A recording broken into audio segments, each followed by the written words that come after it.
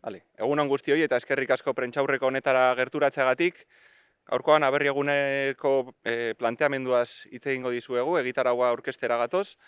Apirilaren 20an, milaka ezkertiar, abertzale eta soberanista elkartuko gara Iruñan, aberri eguna ospatzeko, eta bide batez, libre izan nahi duen nazio bat garela aldarrikatzeko.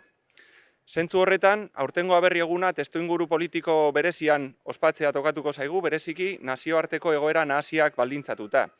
Eta testuinguru horretan, non gerraren eta militarismoaren aldeko ahotsak altzaten entzuten ditugun egunetik egunera, aprobetxatuko du aberri egun azpimarratzeko gurea badela nazio bat sustrai bakezale sakonak dituena eta beraz, berresten garela, gatazka politiko guztiak konpontzeko bidearen apustua diplomaziaren bidea izan behar duela eta elkarrizketaren bidea izan behar duela.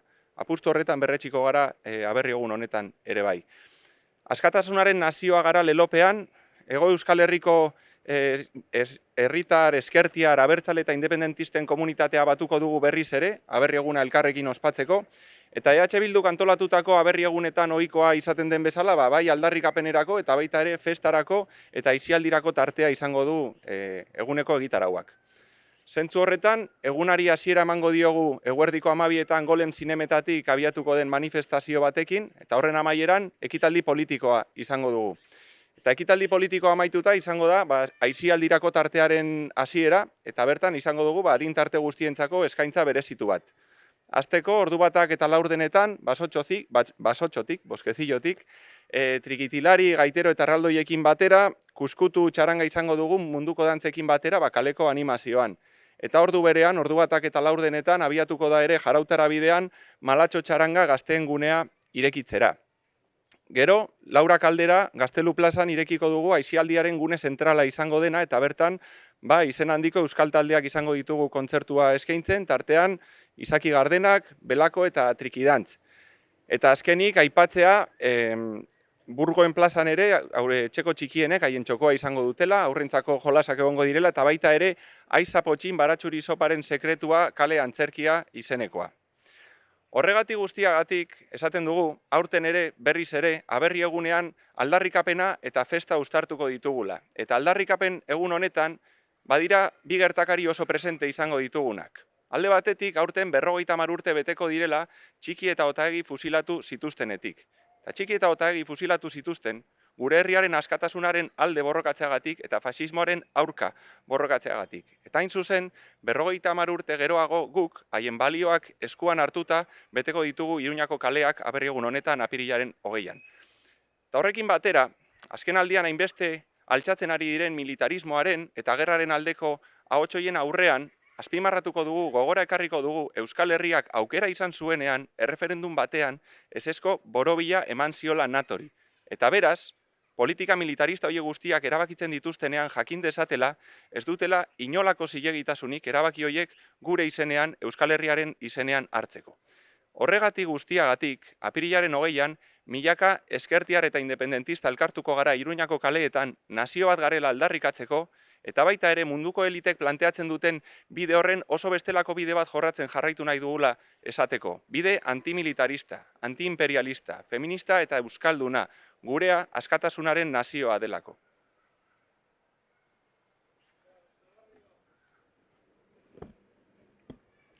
Bueno, egunon guztioi, buenos días a todas y también agradecer vuestra presencia aquí. Nosotras, el próximo 20 de abril, miles de abertzales y soberanistas de izquierda nos reuniremos en Iruña para celebrar el Aberri Eguna y reivindicar que somos una nación que quiere vivir en libertad. Este Aberri Eguna del 2025 se va a celebrar en una coyuntura política especial marcada por la convulsa situación a nivel internacional. Cuando cada vez hay más voces que hablan de escalada militar o guerra, en el Aberri Eguna reclamaremos que Euskal Herria es una nación con profundas raíces pacifistas y que apuesta abiertamente por el diálogo y las vías diplomáticas para la resolución de cualquier conflicto de carácter político. Bajo el lema Askatasunaren nazioa gara, somos la nación de la libertad, la comunidad de las personas soberanistas, independentistas, abertzales y de izquierda de toda Euskal Herria volverá a reunirse en la capital de la nación vasca.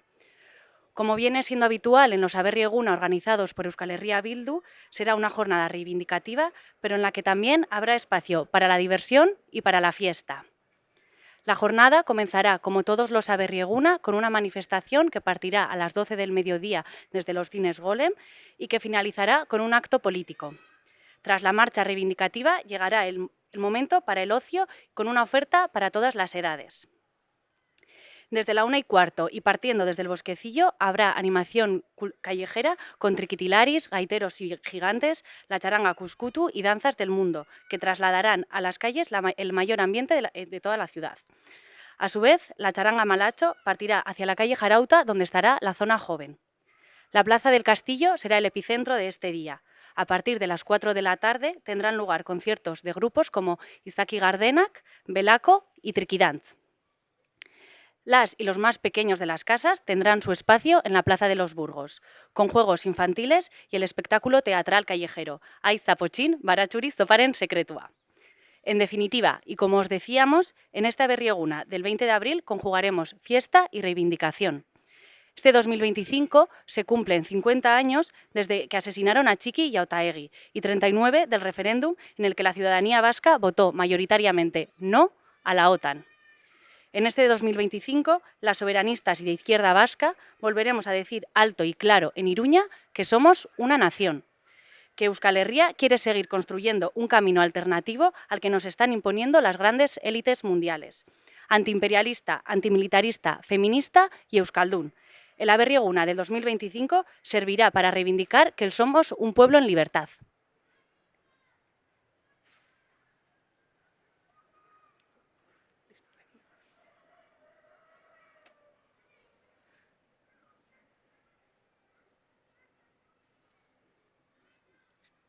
Vale, pues es que ricasco. Hasta aquí. Ya. Vale.